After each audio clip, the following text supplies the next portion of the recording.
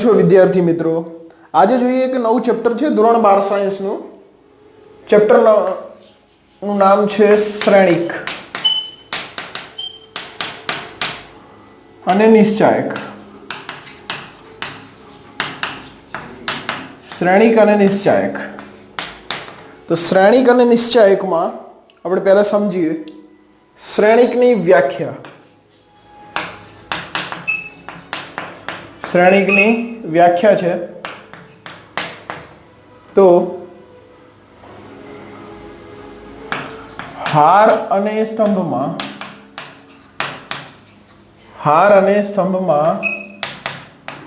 ઘટકોની ચોરસ અથવા લંબચોરસ ગોઠવણી થી બનતી બંધ આકૃતિ ને શ્રેણિક કહે છે.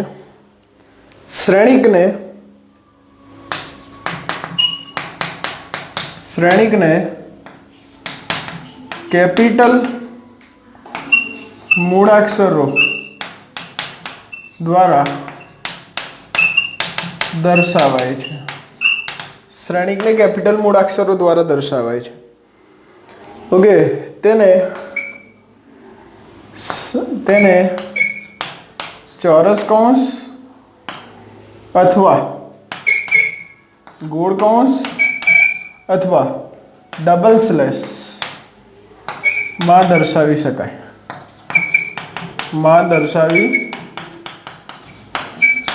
છે. ચલો જોઈએ તો શ્રેણિક એ છે. શ્રેણિક એ ઇઝ ઇક્વલ્સ ટુ શ્રેણિકની અંદર આવશે એ આઈ જે. તો અહીંયા આઈ જે છે એ હાર દર્શાવે, જે છે એ સ્તંભ દર્શાવે, અને અહીંયા એમ ક્રોસ એન. તો એમ ક્રોસ એન જે છે એને કહેવાય શ્રેણિકની કક્ષા. કહેવાય. એટલે એમ થઈ જશે હારની સંખ્યા અને એન થઈ જશે સ્તંભની સંખ્યા. આ વસ્તુ એક ઇમ્પોર્ટન્ટ છે. એમ ક્રોસ એન એટલે થઈ જશે એની કક્ષા. એમ એટલે હારની સંખ્યા, કેટલી હાર છે. ઓકે, એન એટલે સ્તંભની સંખ્યા. એટલે આપણે શ્રેણિકને આ રીતે દર્શાવી શકીએ છીએ. ત્યારબાદ જોઈએ, આપણને પ્રશ્નમાં આ રીતે પૂછેલું હોય તો જો શ્રેણિકની કક્ષા 3x4 હોય અથવા પ્રશ્ન આ રીતનો હશે, શ્રેણિકમાં 12 ઘટકો હોય તો તેની શક્ય કક્ષાઓ કેટલી થાય અને કઈ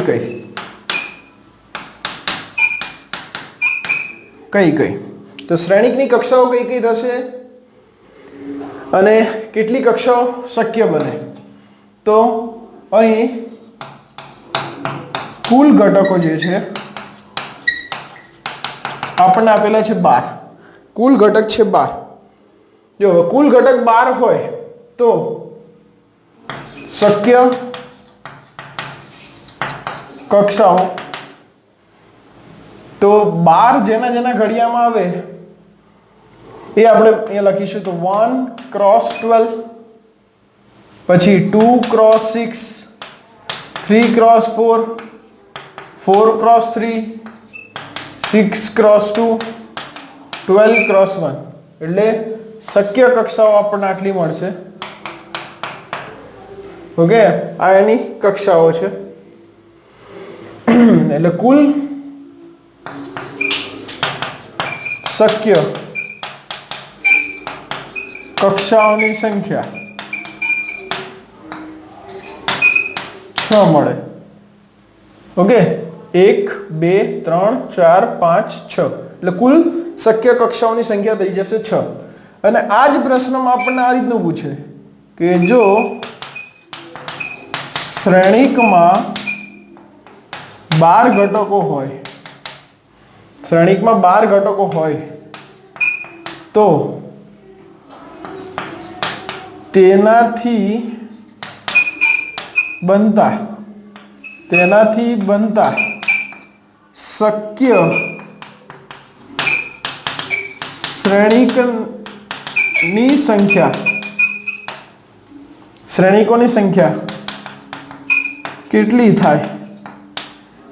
શ્રેણિકોની સંખ્યા કેટલી થાય? તો આના માટે આપણે પહેલા સમજીએ જેટલા ઘટકો હોય, અહીંયા ઘટકો છે 12, તો 12 ઘટકો જે છે 12 ઘટકો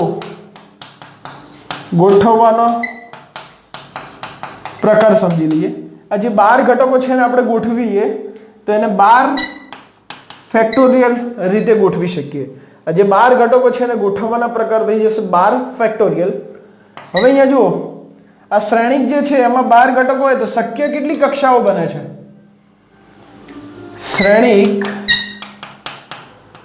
શ્રેણિકમાં 12 ઘટકો હોય તો શક્ય શ્રેણિકની કક્ષાઓની સંખ્યા 6 મળે. કેટલી મળે? 6. 1 2 3 4 5 અને 6. તો 6 જે છે 6 કક્ષાઓ મળે. એટલે એક કક્ષા માટે 12 ફેક્ટોરિયલ, બીજી કક્ષા માટે 12 ફેક્ટોરિયલ. માટે શક્ય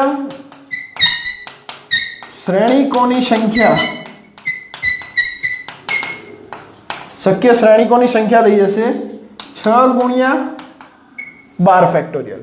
કારણ કે પ્રથમ જે કક્ષા લઈએ છીએ 1 × 2 એના માટે 12 ઘટકો ગોઠવવાના પ્રકાર થઈ જશે 12 ફેક્ટોરિયલ. એટલે 1 × 12 ફેક્ટોરિયલ. ત્યારબાદ બીજા લઈએ આપણે, તેના માટે પણ કેટલી વખત હશે? 12 ફેક્ટોરિયલ. ઓકે, આ અથવા આ કક્ષા હોય અથવા આ કક્ષા હોય અથવા એટલે પ્લસ લેવાનું. એટલે 1 × 12. ઓકે, તો 1 × 12 માટે ઘટકોને ગોઠવવાના પ્રકાર થઈ જશે 12 ફેક્ટોરિયલ. એટલે પહેલી કક્ષા માટે 12 ફેક્ટોરિયલ પ્લસ બીજી કક્ષા માટે 12 ફેક્ટોરિયલ પ્લસ ત્રીજી કક્ષા માટે 12 ફેક્ટોરિયલ. એ રીતે 6 કક્ષા મળે છે. તો 6 કક્ષાઓના માટે શક્ય શ્રેણિકોની સંખ્યા થઈ જશે 6 ગુણ્યા 12 ફેક્ટોરિયલ. આ આપણો આન્સર થઈ જશે. નંબર છે બીજો, જો શ્રેણિકમાં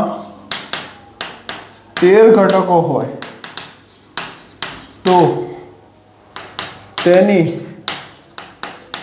શક્ય કક્ષાઓ કઈ બને? શક્ય કક્ષાઓ કઈ બને? શ્રેણિકમાં કેટલા ઘટકો હોય? 13 ઘટકો હોય. તો કક્ષાઓ જે છે 13 ઘટકો હોય તો કક્ષા થઈ જશે 13 ગુણ્યા, એટલે 13 × 1 ગુણ્યા નહીં બોલતા, અહીંયા 13 ઇન્ટુ પણ નહીં બોલવાનું, 13 × 1 અથવા 1 × 13. એટલે આપણને 2 કક્ષાઓ અહીંયા મળી જશે. ઓકે, ત્યારબાદ છે જો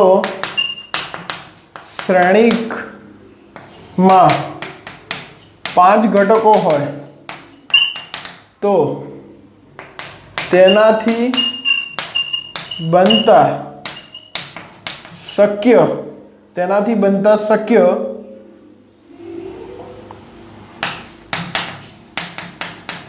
શ્રેણિક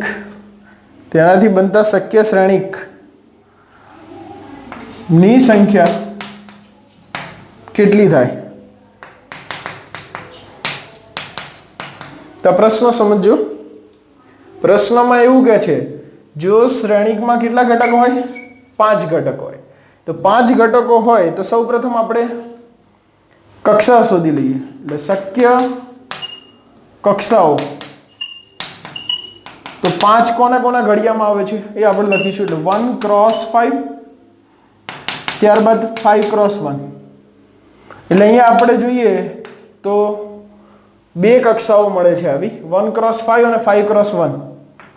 તો 5 ઘટકો થી બનતા શ્રેણિકની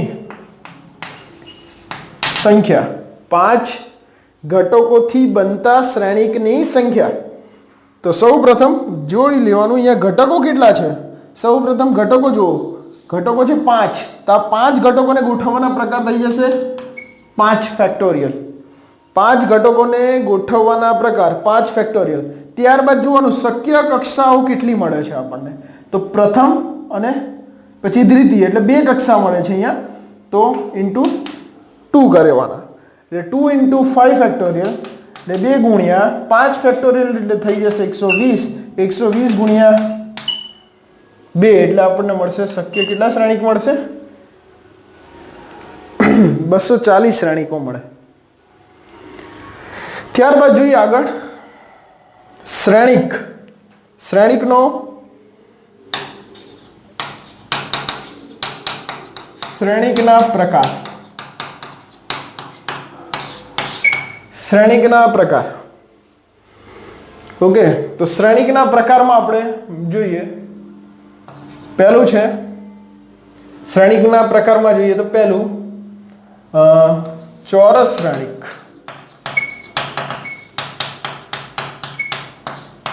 ચોરસ શ્રેણિક. તો ચોરસ શ્રેણિક એટલે શું? તો જો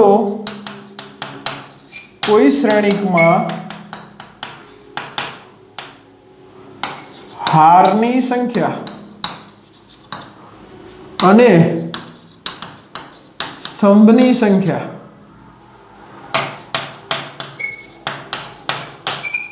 સમાન હોય તો તે શ્રેણિકને ચોરસ શ્રેણિક કહે છે.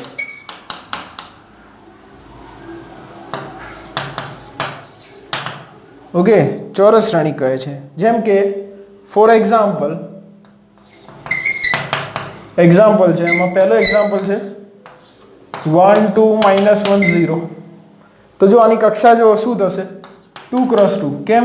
કારણ કે બે હાર છે અને બે સ્તંભ છે એટલે આની કક્ષા થઈ જશે 2 × 2. ત્યારબાદ બીજો આપણે જોઈએ એક્ઝામ્પલ. તો અહીંયા 1 0 1 2 3 4 -1 1 2. તો જો આમાં કક્ષા જોઈએ તો 3 હાર અને 3 સ્તંભ છે. અહીંયા જોઈએ તો 3 હાર છે, 3 સ્તંભ છે, તો કક્ષા થઈ જશે 3 × 3.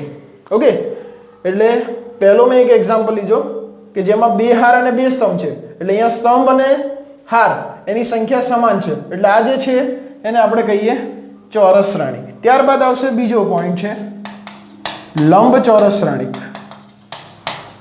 લંબચોરસ શ્રેણિક. તો લંબચોરસ શ્રેણિક એની વ્યાખ્યા જોઈએ.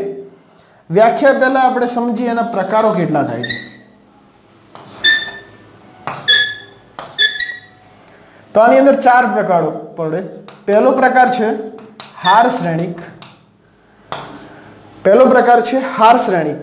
તો હાર શ્રેણિક એટલે શું? તો જે શ્રેણિકમાં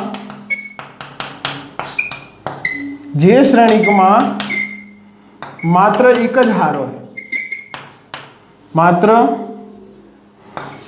એક જ હાર હોય તો તેને હાર શ્રેણિક કહે છે. તેને હાર શ્રેણિક કહે છે.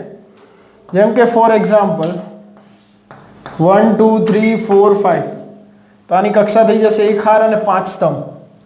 1 2 3 4 5 તો એક જ હાર છે અને સ્તંભ કેટલા છે 5 એટલે આની કક્ષા થઈ જશે 1 × 5. ત્યારબાદ બીજો પોઈન્ટ છે સ્તંભ શ્રેણિક. ત્યારબાદ બીજો પોઈન્ટ છે સ્તંભ શ્રેણિક.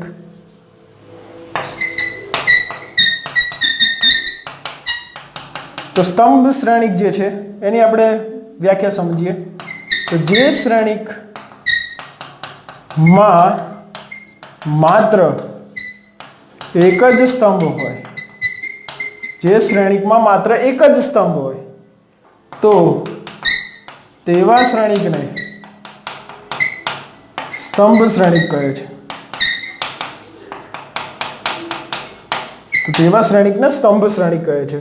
જેમ કે ફોર એક્ઝામ્પલ છે A B C અને D, A B અને C અને D. તો જો અહીંયા હારની સંખ્યા છે 4, 4 હાર છે અને એક જ સ્તંભ છે તો કક્ષા થઈ જશે 4x1. ત્યારબાદ છે અહીંયા આવશે સમક્ષિતિજ શ્રેણિક. સમક્ષિતિજ શ્રેણિક એટલે આને કહી શકીએ આપણે હોરિઝોન્ટલ મેટ્રિક્સ. હોરિઝોન્ટલ મેટ્રિક્સ એટલે આનો અર્થ એવો થશે જો અથવા જે શ્રેણિકમાં સ્તંભની સંખ્યા હારની સંખ્યા સ્તંભની સંખ્યાથી ઓછી હોય, જે શ્રેણિકમાં હારની સંખ્યા સ્તંભની સંખ્યાથી ઓછી હોય તો તેવા શ્રેણિકને સમક્ષિતિજ શ્રેણિક કહે છે. જેમ કે ફોર એક્ઝામ્પલ છે 1 2 3 4 5 6. અહીંયા જો 2 હાર અને 3 સ્તંભ એટલે કે સ્તંભની સંખ્યા જેમાં વધારે એને સમક્ષિતિજ કહેવાય. અને ત્યારબાદ આવશે પાંચમો પોઈન્ટ છે એટલે કે શિરોલંબ શ્રેણિક. તો શિરોલંબ શ્રેણિકમાં તો જો શ્રેણિકમાં હારની સંખ્યા સ્તંભની સંખ્યાથી વધુ હોય, હારની સંખ્યા સ્તંભની સંખ્યાથી વધુ હોય તો તેને શિરોલંબ શ્રેણિક કહેવાય. અને ઇંગ્લિશમાં કહીએ તો વર્ટિકલ મેટ્રિક્સ, અને આપણે કહીશું વર્ટિકલ મેટ્રિક્સ. ઓકે, ત્યારબાદ આનો એક્ઝામ્પલ જોઈ લઈએ 1 2 3 4 5 6 એટલે 3x2 એની કક્ષા થઈ જશે. સોરી, ત્રીજો પ્રકાર શ્રેણિકનો ત્રીજો પ્રકાર છે એકમ શ્રેણિક. એકમ શ્રેણિક પહેલા આપણે એક કામ કરીએ, વિકર્ણ શ્રેણિક જોઈએ. તો વિકર્ણ શ્રેણિક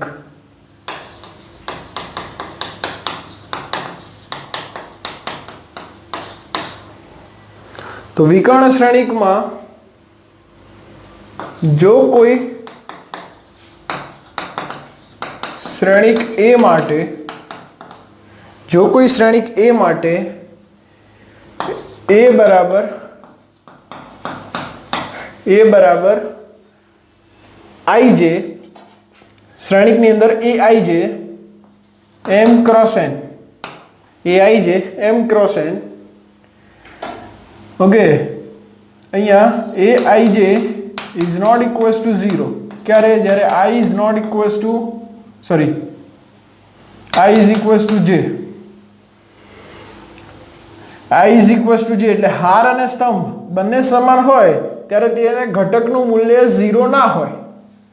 અને બીજું I is not equals to J હોય ત્યારે શું થઈ જાય?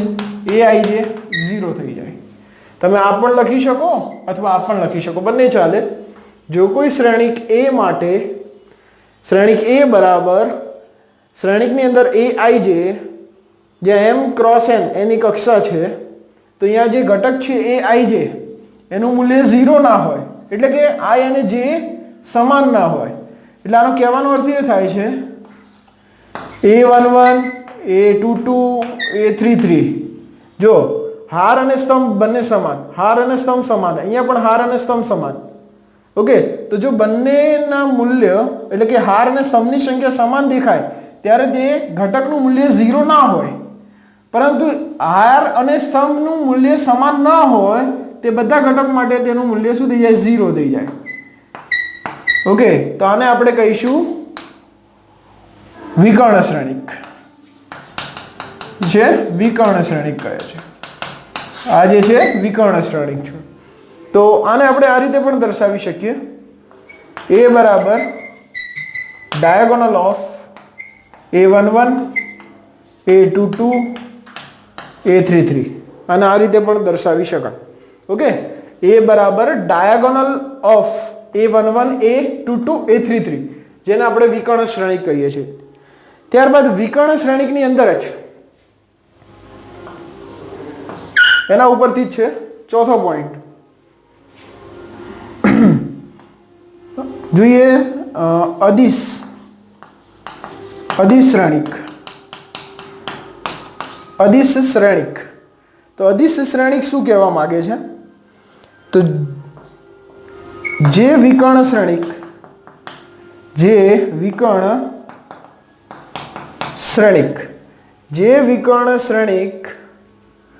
માં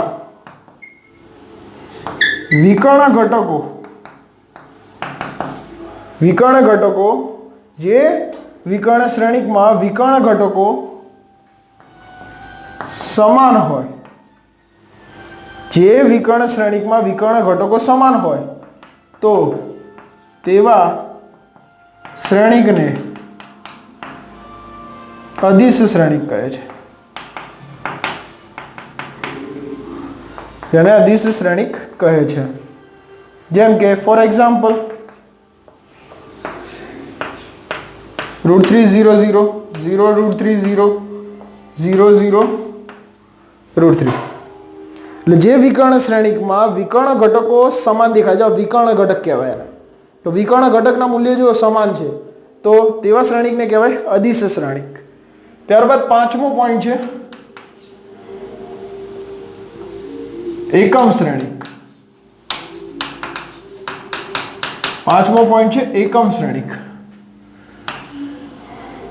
જો કોઈ ચોરસ શ્રેણિક, આ ખાસ સમજો, જો કોઈ અહીંયા પણ ખાસ કરીને ચોરસ શ્રેણિક છે, જો કોઈ ચોરસ શ્રેણિક A માટે ચોરસ શ્રેણિક હોય તો જ શક્ય છે વિકર્ણ શ્રેણિક. એટલે જો કોઈ ચોરસ શ્રેણિક માં વિકર્ણ ઘટક 1 હોય, જે કોઈ ચોરસ શ્રેણિકમાં વિકર્ણ ઘટક 1 હોય તો તેવા શ્રેણિકને એકમ શ્રેણિક કહે છે.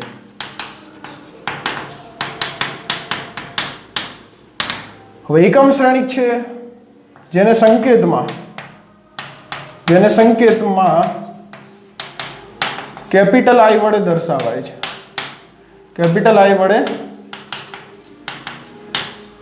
દર્શાવાય છે. જેમ કે એક્ઝામ્પલ લઈએ આપણે, I બરાબર 1 0 0 1. જો વિકર્ણ ઘટક જો 1 છે તો આને કહેવાય એકમ શ્રેણિક. આને તમે 2 × 2 પણ લખી શકો, I 2 × 2. ત્યારબાદ I 3 × 3. I 3 × 3 માં 1 0 0 0 1 0 0 0 1. તો 3 હાર અને 3 સ્તંભ હોય તેવો એકમ શ્રેણિક કહેવાય. ત્યારબાદ છઠ્ઠો પ્રકાર છે શૂન્ય શ્રેણિક. શૂન્ય શ્રેણિક, તો જો કોઈ શ્રેણિક, આમાં તમે ચોરસ શ્રેણિક પણ લઈ શકો અથવા લંબચોરસ શ્રેણિક પણ લઈ શકો, અથવા જે કોઈ શ્રેણિકમાં દરેક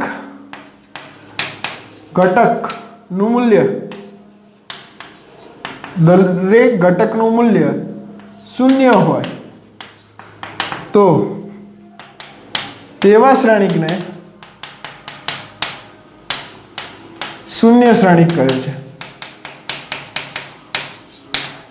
જેને સંકેતમાં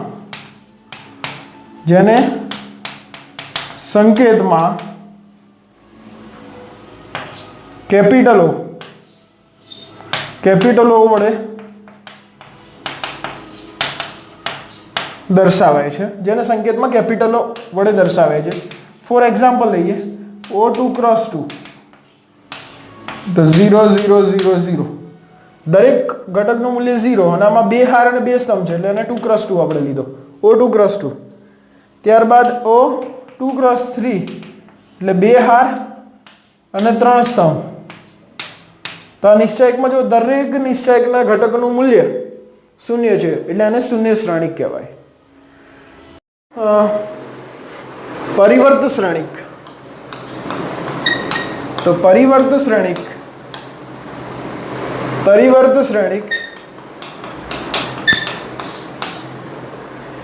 તો જો કોઈ ચોરસ શ્રેણિક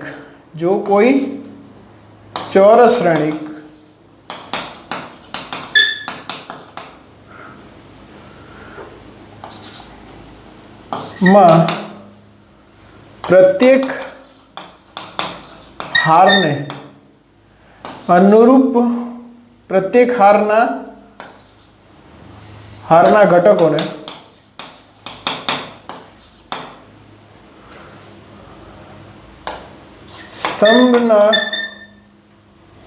સ્તંભમાં રૂપાંતરિત કરવામાં આવે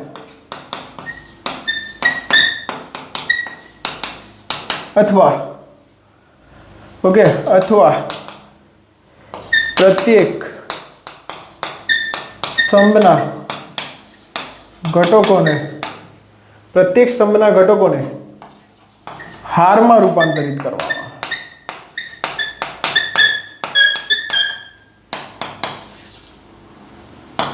કરવામાં આવે તો તેવા શ્રેણિકને આપણે પરિવર્ત શ્રેણિક કહીએ. તેવા શ્રેણિકને પરિવર્ત શ્રેણિક કહીએ છીએ. પરિવર્ત શ્રેણિક જે છે જેને સંકેતમાં A ડેશ અથવા A ટ્રાન્સપોઝ વડે દર્શાવાય છે, જેને સંકેતમાં A ડેશ અથવા A ટ્રાન્સપોઝ વડે દર્શાવાય છે. ચલો તો જોઈએ આનું ઉદાહરણ. ફોર એક્ઝામ્પલ A બરાબર છે 1 2 3 4 5 6 -1 0 1. તો આપણે A ટ્રાન્સપોઝ શોધીશું. તો જો પ્રથમ હાર છે એને પ્રથમ સ્તંભમાં આપણે રૂપાંતરિત કરીશું. એટલે પ્રથમ હારમાં રહેલા જે ઘટકો છે એને સ્તંભમાં લખીશું, પ્રથમ સ્તંભ પહેલા સ્તંભમાં. ત્યારબાદ બીજી હારના જે ઘટકો છે એને બીજા સ્તંભમાં લખીશું એટલે 4 5 6.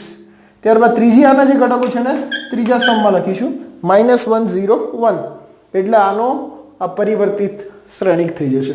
ત્યારબાદ છે પરિવર્ત શ્રેણિકના ગુણધર્મો. પરિવર્ત શ્રેણિકના ગુણધર્મો એમાં જોઈએ પહેલો ગુણધર્મ છે A પ્લસ બી આખાનો ટ્રાન્સપોઝ. અહીંયા થઈ જશે A transpose plus B transpose. Okay, A plus B બે શ્રેણિકનો સરવાળો કરીને આખાનો ટ્રાન્સપોઝ આપણે મેળવીએ અને દરેકનો અલગ અલગ આપણે ટ્રાન્સપોઝ શોધીએ અને એ બંનેનો સરવાળો કરીએ તો બંનેનો આન્સર સરખો મળશે આપણને. ત્યારબાદ બીજો ગુણધર્મ છે A ટ્રાન્સપોઝ એનો ટ્રાન્સપોઝ એટલે શ્રેણિક એ પાછો મળે આપણને. ત્યારબાદ ત્રીજો ગુણધર્મ છે A બી આખાનો ટ્રાન્સપોઝ. જો બે શ્રેણિકનો આપણે ગુણાકાર કરીએ ઓકે તો બંને શ્રેણિકના જે ગુણાકાર સ્વરૂપે હોય એનો ટ્રાન્સપોઝ લઈએ તો આપણને મળશે B transpose into A transpose. ત્યારબાદ ચોથો ગુણધર્મ છે A ટ્રાન્સપોઝ એની -1. A ટ્રાન્સપોઝ એની -1 તો A રેઝ ટુ એટલે A ઇન્વર્સ એનો ટ્રાન્સપોઝ. એ ટ્રાન્સપોઝનો ઇન્વર્સ શોધો અથવા એ ઇન્વર્સનો ટ્રાન્સપોઝ શોધો, બંને સેમ થાય. ત્યારબાદ પાંચમો ગુણધર્મ છે,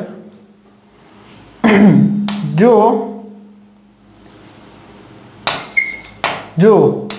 A is equals to diagonal, A is equals to diagonal A11 A22 A33 હોય, A is equals to diagonal A11 A22 A33 હોય તો એ ટ્રાન્સપોઝ આપણને શું મળે?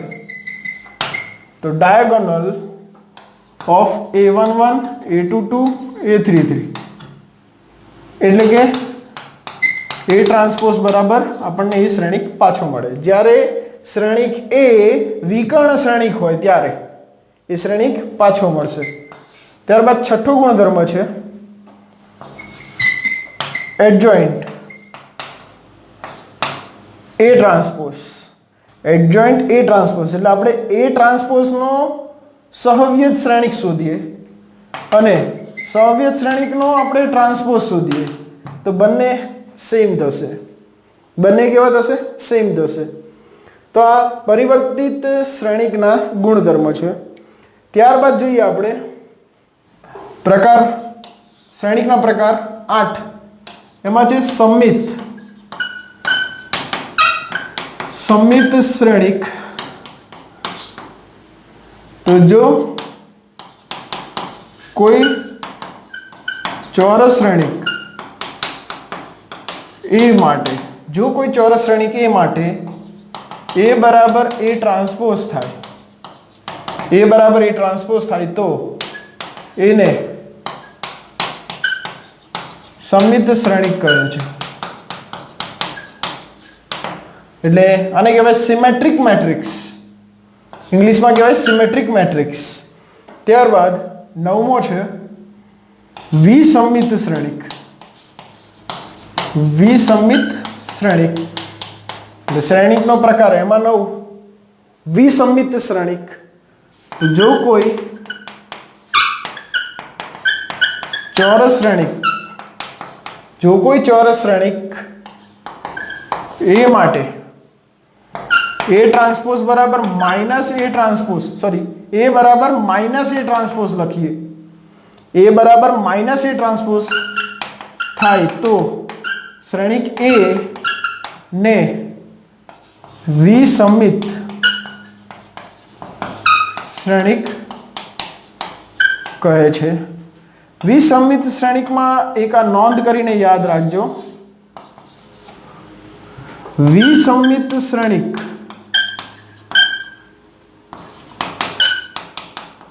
ના વિકર્ણ ઘટકો, વિસંમિત શ્રેણિકના વિકર્ણ ઘટકો, વિસંમિત શ્રેણિકના વિકર્ણ ઘટકો હંમેશા શૂન્ય હોય. હંમેશા કેવા હોય? શૂન્ય હોય. ઓકે, એટલે આ વસ્તુ એક ખાસ કરીને ઇમ્પોર્ટન્ટ છે, એના ઉપર ફોકસ કરજો. જ્યારે એ બરાબર એ ટ્રાન્સપોઝ થાય તો એને સંમિત કહેવાય, એ બરાબર માઇનસ એ ટ્રાન્સપોઝ હોય તો તેને વિસંમિત શ્રેણિક કહેવાય. આગળ 10મો, તો શ્રેણિકનો પ્રકાર એમાં 10મો પોઈન્ટ છે trace of matrix. Trace of matrix શું કહેવા માંગે છે? તો જો શ્રેણિક આપણને આપી દીધો છે, શ્રેણિક એ, ઓકે, શ્રેણિક એ આપણને આપેલો છે આ રીતે 2 3 1 0 5 2 1 -1 3 હોય તો, ઓકે, અથવા આપણે અહીંયા કોઈ એક કિંમત ધારી લઈએ a1 a2 a3 b1 b2 b3 c1 c2 c3 હોય તો trace of A a1 plus b2 plus c3 એટલે કે જે વિકર્ણ ઘટકો છે, આ વિકર્ણ ઘટકોમાં જે ઘટકો આવેલા છે એ ઘટકોનો આપણે કરવાનો રહેશે સરવાળો. આ જે ઘટકો છે એનો સરવાળો, એટલે આપણને મળી જશે ટ્રેસ ઓફ મેટ્રિક્સ. ત્યારબાદ 11મો એનો પ્રકાર છે. 11મો પ્રકાર જોઈએ તો અસામાન્ય શ્રેણિક. અસામાન્ય શ્રેણિક એટલે અસામાન્ય શ્રેણિક એટલે જે શ્રેણિકમાં શ્રેણિક અથવા જે શ્રેણિકનું મૂલ્ય 0 મળે, જે શ્રેણિકનું મૂલ્ય 0 મળે તો તેવા શ્રેણિકને અસામાન્ય શ્રેણિક કહે છે. એવા શ્રેણિકને અસામાન્ય શ્રેણિક કહે છે.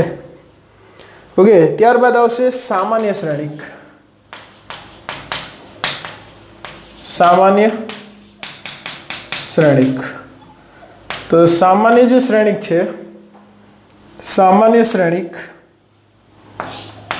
એટલે જે શ્રેણિકનું મૂલ્ય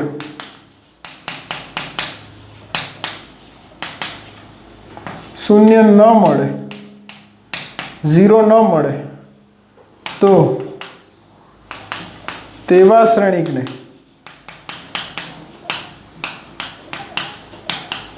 સામાન્ય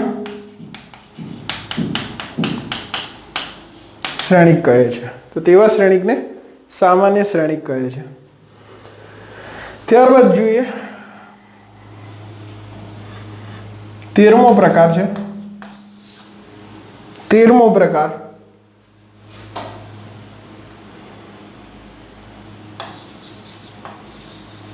અનુબદ્ધ શ્રેણિક.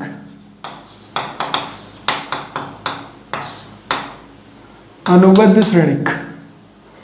તો અનુબદ્ધ શ્રેણિક શું છે? તો જો શ્રેણિક A માટે A બરાબર આપણને આપેલું છે આ રીતે 1 + i -i 2 3 - i હોય તો અનુબદ્ધ શ્રેણિક, જેને આપણે દર્શાવીશું A બાર. A બાર એટલે શ્રેણિકની અંદર જે સંકર સંખ્યા આપેલી છે, શ્રેણિકની અંદર જે સંકર સંખ્યા છે એમાં જે આયોટા છે એની આગળનું ચિહ્ન બદલવાનું. તો અહીંયા 1 - i, અહીંયા માઇનસ છે તો માઇનસ + i. અહીંયા જો આયોટા છે જ નહીં, ખાલી 2 છે તો 2 એઝ ઇટ ઇઝ રહેશે. હંમેશા યાદ રાખજો, આયોટા હોય એની આગળનું ચિહ્ન બદલવાનું. જે અચળ પદ આપેલું છે એ તો એઝ ઇટ ઇઝ રહેશે. ત્યારબાદ અહીંયા 3 + આયોટા. આ થઈ જશે અનુબદ્ધ શ્રેણિક. ત્યારબાદ ચોથો પોઈન્ટ છે અનુબદ્ધ પરિવર્ત શ્રેણિક. અનુબદ્ધ પરિવર્ત શ્રેણિક, જેને આપણે લખીશું અનુબદ્ધ એટલે A બાર અને એનો ટ્રાન્સપોઝ, પરિવર્ત એટલે એનો ટ્રાન્સપોઝ. આને આપણે લખી શકીશું A⁻θ. આ જે છે A બાર એનો ટ્રાન્સપોઝ, એને આપણે લખીશું A⁻θ, જેને આપણે કહેવાય અનુબદ્ધ પરિવર્ત શ્રેણિક. અનુબદ્ધ પરિવર્ત શ્રેણિક. ઓકે, આ તો તમે સિમ્પલ સમજી શકો. જેમ કે ફોર એક્ઝામ્પલ લઈ લઉં છું. A બરાબર 2 + i -3i -4 + i અને અહીંયા છે 2 હોય તો A⁻θ ખાલી જગ્યા. તો સૌપ્રથમ આપણે કરીશું એનો બાર શોધીશું. આનો બાર એટલે આયોટા જે છે એની આગળનું ચિહ્ન બદલવાનું. એટલે 2 - આયોટા, અહીંયા થઈ જશે 3 આયોટા, -4 - આયોટા અને અહીંયા થઈ જશે 2. હવે ત્યારબાદ A બાર જે મળ્યો છે એનો આપણે ટ્રાન્સપોઝ લઈશું. એટલે A બાર એનો ટ્રાન્સપોઝ એટલે જે અહીંયા હારમાં આપેલા છે ઘટકો એને આપણે સ્તંભમાં લખીશું. એટલે 2 - આયોટા 3 આયોટા, ત્યારબાદ છે -4 - આયોટા અને 2. એટલે આ જે મળશે A⁻θ થઈ જશે.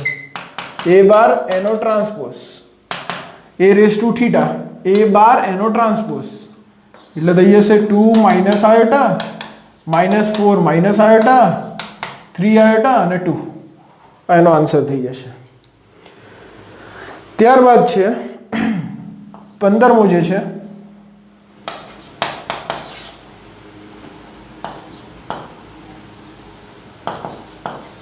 હાર્મિશિયન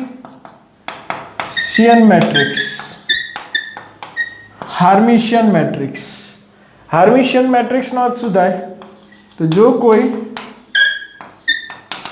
ચોરસ શ્રેણિક એ માટે એ બરાબર a રેસ ટુ થીટા થાય તો એને હાર્મિશિયન મેટ્રિક્સ કહે છે. ઓકે, હાર્મિશિયન મેટ્રિક્સ કહે છે. ત્યારબાદ 16મો છે પોઈન્ટ.